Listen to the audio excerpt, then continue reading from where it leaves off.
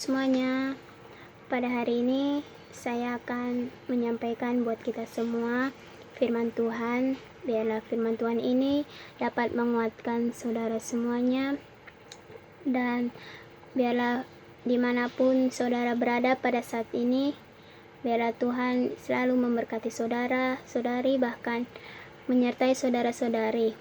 Namun sebelum kita mendengarkan firman Tuhan, terlebih dahulu mari kita berdoa. Terima kasih Tuhan buat hari ini Tuhan. Kami mau mendengarkan sebagian dari firman-Mu. Biarlah firman-Mu ini Tuhan bisa bertumbuh dalam hati kami, dan firman-Mu ini dapat menguatkan kami semuanya. Tuhan, Kau urapi hamba-Mu yang sebentar lagi hamba-Mu akan menyampaikan sebagian firman-Mu buat saudara-saudari hamba semuanya Tuhan. Kau memberkati dari awal, pertengahan hingga akhirnya Tuhan. Terima kasih Tuhan, dalam nama Yesus kami sudah berdoa dan mengucap syukur. Haleluya, amin. Sebelumnya mari kita buka ayat Alkitab kita. Ini ayat Alkitab ini sudah sering sekali kita dengar, bahkan kita sudah bisa menghafalnya. Namun apa salahnya kalau kita baca ulang sekali lagi, yaitu terambil dari Filipi 4 ayat yang ke-13. Begini firman Tuhan. Segala perkara dapat kutanggung di dalam Dia yang memberi kekuatan kepadaku. Di sini Rasul Paulus mengalami banyak pengalaman yang dialami, banyak persoalan yang dialami, baik itu suka dan duka, baik itu juga senang dan susah, bahkan baik itu dalam kelimpahan dan kekurangan. Itu dia alami, bahkan itu dialami secara silih berganti yang dialami oleh Rasul Paulus. Tetapi bersama Tuhan ia bisa melewati itu semuanya. Bersama Tuhan dia menang, bersama Tuhan dia sanggup, karena Tuhan yang memberi kekuatan bagi dia. Jadi Rasul Paulus itu bersaksi apa yang dia saksikan, yaitu segala perkara yang dia katakan itu dapat kutanggung di dalam Dia yang memberi kekuatan kepadaku. Dia di situ diartikan dia di situ artinya Yesus Kristus. Segala perkara yang dapat ditanggung di dalam Yesus Kristus yang memberi kekuatan kepadaku. Jadi apa yang dia alami, itulah yang dia ceritakan kepada kita semua. Kalau kita lihat perjalanan Rasul Paulus, banyak sekali yang dia lewati, banyak sekali yang dia alami. Kelaparan dia alami, kelimpahan juga dia alami. Bahkan disanjung-sanjung orang, dia juga mengalaminya. Bahkan dia dihina, difitnah orang, itu pun dia juga mengalami penderitaan, kesulitan, masalah demi masalah, semuanya itu dialami oleh Rasul Paulus. Tapi semua itu bersama Tuhan, dia mampu menghadapinya. Jadi hari ini kita belajar saudara-saudari, apa langkah-langkah yang ditempuh oleh Rasul Paulus sehingga suka duka, senang susah, sakit sehat, masalah demi masalah yang bisa dia lewati bersama Tuhan, kita pun bisa juga melewatinya, menghadapinya. Kalau kita belajar firman Tuhan hari ini, yaitu saya akan memberi tema buat kita semua, yaitu bersama dengan Tuhan kita mampu. Supaya kita mampu melewati badai kehidupan ini, supaya kita sanggup melewati badai hidup ini, itu bagaimana caranya supaya bersama dengan Tuhan kita mampu. Yaitu saya memberi poin bagi kita, yaitu pertama, salah satu yang perlu kita pelajari yaitu taat. Coba kita baca dalam 2 Timotius 2 ayat 4. Yang begini firman Tuhan berbunyi, seorang prajurit yang sedang berjuang tidak memusingkan dirinya dengan soal-soal penghidupannya, supaya dengan demikian ia berkenan kepada komandannya. Artinya di sini jadi kita harus belajar seperti prajurit. Prajurit itu dia mempunyai seorang komandan. ada pemimpinnya di dalamnya. Jadi supaya prajurit itu tadi berkenan kepada komandannya, dia tidak memusingkan dirinya, tetapi dia harus fokus kepada komandannya. Itu artinya seorang prajurit itu supaya dia berkenan kepada komandannya, dia harus mengikuti aturan.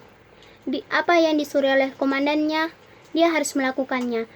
Kita juga sama seperti prajurit. Kita harus sama seperti laskar. Kita juga harus sama seperti tentara. Komandan kita adalah Yesus Kristus. Pemimpin kita adalah Yesus Kristus. Apa yang diperintahkan, apa yang disuruh oleh komandan kita harus taat. Supaya begitu datang badai, datang masalah, kalau bersama dengan Tuhan, kita mampu menanggungnya.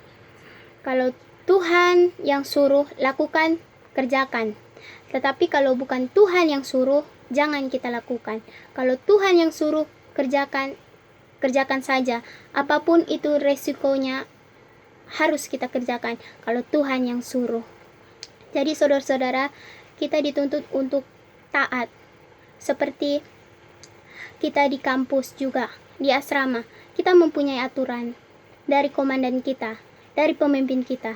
Begitu juga dalam hidup ini, kita harus mengikuti aturan. Dan jika kita mengikuti aturan, banyak berkat-berkat yang kita dapatkan. Bahkan berkat-berkat itu Tuhan menambahkannya kepada kita. Itu janji Tuhan. Itu adalah salah satu janji Tuhan kepada kita, supaya kita taat kepada Tuhan. Dan poin yang kedua, bagaimana caranya supaya bersama Tuhan kita mampu? Yaitu poin kedua, yaitu disiplin. Mari kita baca, coba kita baca dulu 2 Timotius 2 ayat 5. Begini firman Tuhan, seorang olahragawan hanya dapat memperoleh mahkota sebagai juara apabila ia bertanding menurut peraturan olahraga.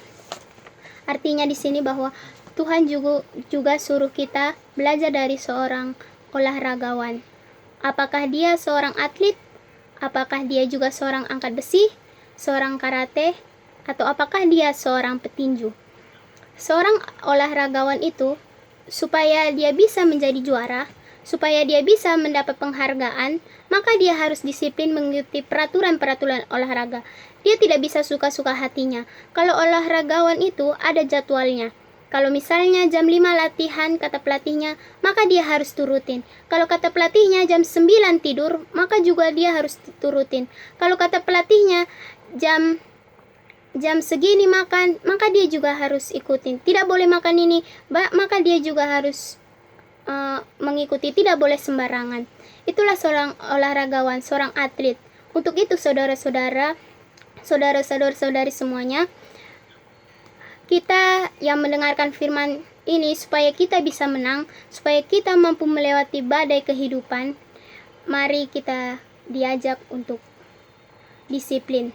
Disiplin dalam hal berdoa, disiplin dalam hal membaca Alkitab, bahkan disiplin dalam kita beribadah, supaya kita tidak jatuh dalam pencobaan, supaya kita menang, supaya kita tidak ikut arus hidup ini, maka kita harus disiplin, membaca firman, berdoa, bahkan disiplin dalam beribadah. Contohnya, kalau anak sekolah, supaya dia sukses dan berhasil, dia harus disiplin. Tidak bisa suka-suka hatinya saja. Misalnya sekarang dia belajar, besok tidak belajar. Besok lagi, lusa dia belajar. Lusanya lagi tidak belajar. Kalau seperti itu prinsipnya, maka dia tidak berhasil. Kalau dia mau berhasil, dia harus disiplin. Belajar dengan tekun. Ikuti aturan-aturan yang ada di sekolah. Jangan sesuka hatinya, supaya dia berhasil dalam hidup ini. Demikian juga kita saudara-saudari sebagai pengikut Kristus. Kalau kita ingin berhasil mengikut Tuhan, kita tidak berhenti di tengah jalan, supaya kita tidak ikut arus dunia ini, maka kita harus disiplin. Disiplin dalam berdoa, disiplin dalam membaca Alkitab, bahkan disiplin dalam beribadah kepada Tuhan. Poin yang ketiga, yaitu bagaimana caranya supaya bersama Tuhan kita mampu, yaitu ada kerja keras. Coba kita baca 2 Timotius pasal 2 ayat 6. Begini firman Tuhan, seorang petani yang bekerja keras haruslah yang pertama menikmati hasil usahanya. Di sini juga Tuhan menyuruh kita untuk belajar dari seorang petani. Seperti orang tua kita yang berada di kampung yang setiap harinya pergi pulang ke ladang atau ke sawah. Seorang petani juga supaya dia menerima hasil, supaya dia mendapat upah dari hasil kerjanya, itu dia harus kerja keras. Kalau menabur, kata firman Tuhan itu artinya adalah kerja keras. Kalau banyak orang yang menabur hanya mau menuai saja, tapi dia tidak menabur. Orang yang menabur pasti hasilnya menuai. Itu artinya tidak sesuai dengan firman Tuhan. Kalau dia ingin menuai saja tapi tidak menabur.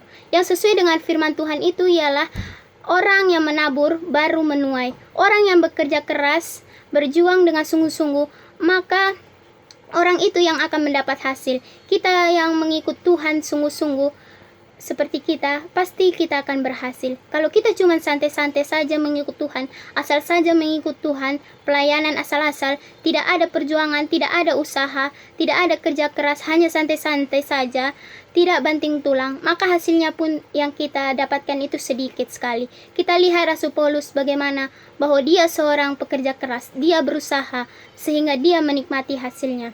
Untuk itu saudara-saudari, kita lihat bahwa Rasul Paulus bersaksi di akhir kehidupannya, di ujung kehidupannya, saat terakhir sebelum dia masuk tiang gantungan. Katanya dalam 2 Timotius 4 ayat 6-8, bisa saudara baca nanti di rumah, katanya bahwa dia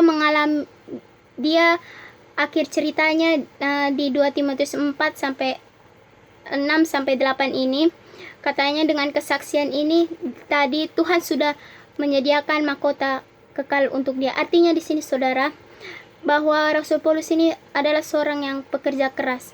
Begitu juga saudara-saudari, untuk kita semua, marilah kita mulai saat ini kita disuruh Tuhan untuk kerja keras.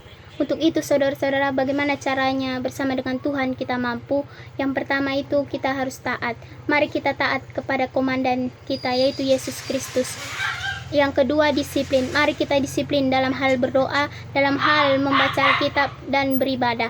Yang ketiga yaitu kerja keras. Mari kita kerja keras supaya kita mampu melewatinya, menghadapinya bersama dengan Tuhan. Mari kita berdoa. Terima kasih Tuhan Bapa yang baik.